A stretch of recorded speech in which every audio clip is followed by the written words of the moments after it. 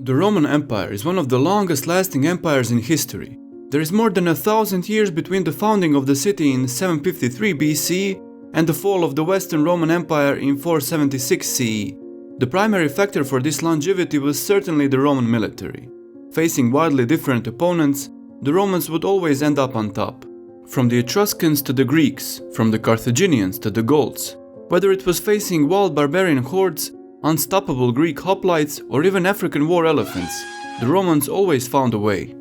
Although the legions had many advantages over their enemies, their ability to adapt and evolve is what allowed them to dominate the Mediterranean for over a millennium. Throughout the Roman Republic, there were 4 distinct phases of military doctrine in Rome. According to legend, after Romulus founded the city and invited all sorts of shady characters, he formed the first legion. This legion consisted of 3,000 footmen and 300 cavalry. Conveniently, these numbers matched the later size of an actual legion. After Romans had conquered their neighbors, the Latins, the Sabines, and the Etruscans, they had to provide 1,000 footmen and 100 cavalry each. The soldiers had to equip themselves. That meant that only well-off, land-owning citizens would serve in the military, and only the richest men who could afford a horse would serve in the cavalry. In reality, things were quite simpler than this. When the tribes on neighboring hills merged into a community with a singular identity under the name of Rome, they organized a primitive fighting force. This earliest form of a legion was more akin to a band of ruffians than to an actual military force. Their only goals were protecting the crops and raiding neighboring fields. At that time, Rome was controlled by kings, but these were not the kings in a classical sense. They didn't have sprawling palaces or devoted servants. These early kings were warlords, who gained command over the city and the surrounding territory. One of these kings, Servius Tullius, is credited with the first military reforms in Roman history. This brings us to the second phase of the Roman military. Servius, after conducting the first census, divided the people into 7 social classes, based on their wealth. These classes served 2 purposes. Firstly, they formed a citizen assembly and voting was done based on class, with the richest classes holding all the power. Secondly, and more importantly to our story, they had different military obligations. Richer citizens had to provide better, more expensive equipment, and they formed the core of the army, while the poor had only auxiliary duties. Originally, the Roman army was formed by the citizen levy starting in spring and ending with a festival on the 15th of October. The word legion comes from the Latin word legio, meaning draft or levy. With the expulsion of the kings, control of the legions was transferred to the consuls, but no major changes to the structure of the army were recorded at that time. Of course, King Servius Tullius is a mythical figure. Later authors attributed him with introducing these changes, which likely took centuries to emerge. Initially, the soldiers were not paid for their service, but during the siege of Veii, a need for a more professional army emerged.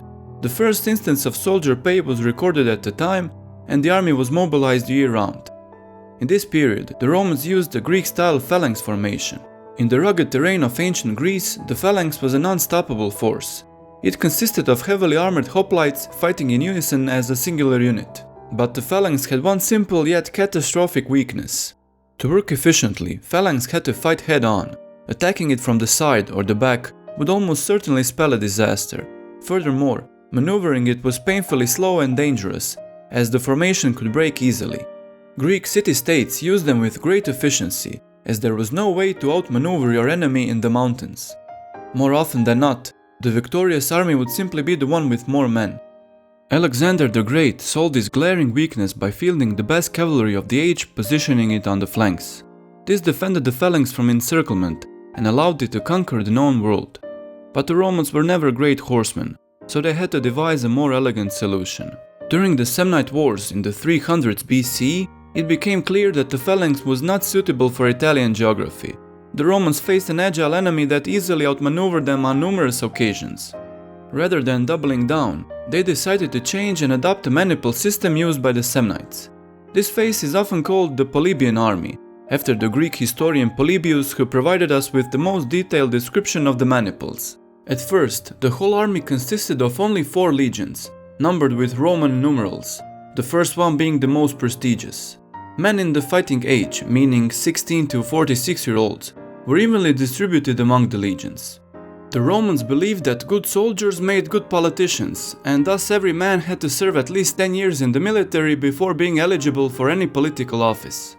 Each legion usually numbered 4,200 men, but in times of great danger this number increased to 5,000. Each legion was also assigned 300 cavalry. While the army was assembling in Rome, orders were sent to allied nations instructing them on the number of men that had to be provided and the rendezvous point. Roman allies would together provide approximately the same number of men as Rome itself. The men were no longer divided by their personal wealth, but rather by their age and experience. There were 4 classes differing in age and equipment. The youngest and the worst equipped formed the velites. Then came hastati. The men in their prime formed the principes. These 3 classes numbered 1,200 men each. Finally, the oldest, most experienced men formed the triarii. They numbered 600 men. The velites were the youngest men in the legion. They carried a sword, javelins, and a large round shield called parma. They wore plain helmets often adorned with wolfskin for additional protection. The javelins were made in such a way that they would bend on impact. This would render them useless after the first throw and prevent the enemies from using them. After them came the hastati. They had a large convex shield called a scutum. Although at first they had a Greek style of sword, during the Punic Wars they would adopt swords used by the Hispanic tribes. This type of sword is called Spanish sword, but it is more commonly known as gladius. Additionally, they wore 2 javelins, a brass helmet and greaves. On their helmets they wore 3 purple or black feathers, making them appear larger and striking fear into their enemies. Most of them wore a breastplate called pectorale on their chest. Richer men would wear a chainmail coat called lorica instead. The famous lorica segmentata wouldn't be introduced for another 300 years or so. Principes and triarii had the same equipment as the hastati, except that the triarii carried a long spear called haste instead of the javelin. We should note that in future videos we will mostly continue using the same nondescript soldiers we have used thus far. This will be done out of convenience and to more easily differentiate factions based on color. Having said that, we should examine the formation used during this time. Each class except the velites was divided into 10 companies called maniples. From each maniple, 2 men were chosen to be centurions based on merit. Centurions were not chosen for their fighting skills, rather they were the best at leading others. They came in pairs. In case one of them died, the maniple wasn't suddenly headless. These centurions then chose 2 optiones, or rear guard officers. Optiones were stationed at the back of the maniple and were in charge of keeping the troops in order. If the need arose, they were the first in line to replace the centurions. 2 of the bravest and strongest men were then chosen to be standard bearers, or vexillari. The Romans saw this as a great honor, and losing a standard to an enemy was considered a disaster. With all the major and minor roles now assigned, the legion was ready to deploy. Maniples would form 3 staggered lines in a checkerboard formation. The first line consisted of 10 maniples of the hastati. Behind them were 10 maniples of principes, and the last line consisted of 10 half-sized maniples of triarii.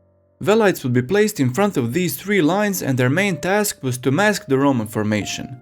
During the first onslaught, they would throw their javelins into the enemy line and immediately retreat behind the 3 lines, passing through the holes in the formation. Seldom did the velites do any notable damage. It was now time for the first line, the hastati, to engage. These were the youngest men in the military, eager to prove their worth. Most of the enemies the Romans faced didn't use multiple lines of attack. They would throw everything they got from the start, hoping to overwhelm the opponents. In a perfect world, the Romans would hope that this first line would annihilate the enemy, and the 2 back lines wouldn't even have to break a sweat. This rarely happened, and when the commanders noticed the first line started giving way, they signaled for retreat. Hastati would then break formation and run to safety between the second and the third line. It was now time for the principes to attack. These were the men in their prime. Hardened from the years of fighting, they wouldn't break as easily as the first line.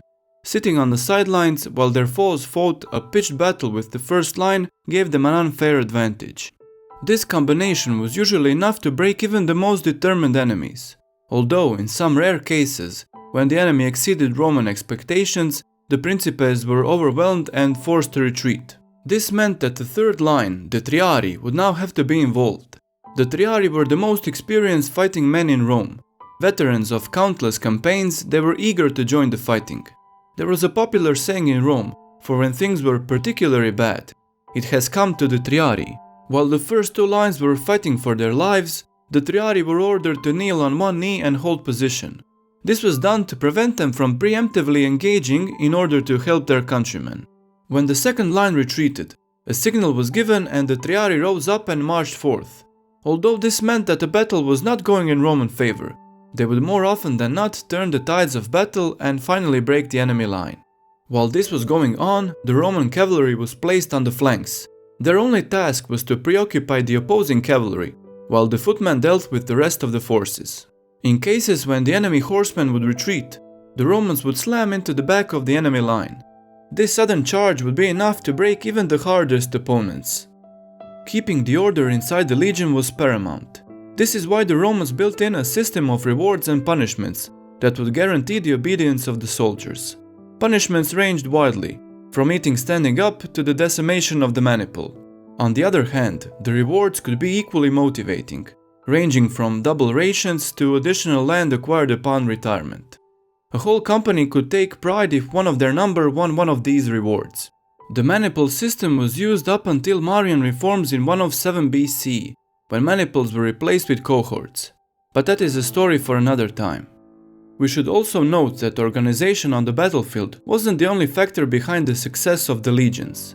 Romans would always place the highest priority on logistics. Before encamping or engaging the enemy, they would secure sources of food and water.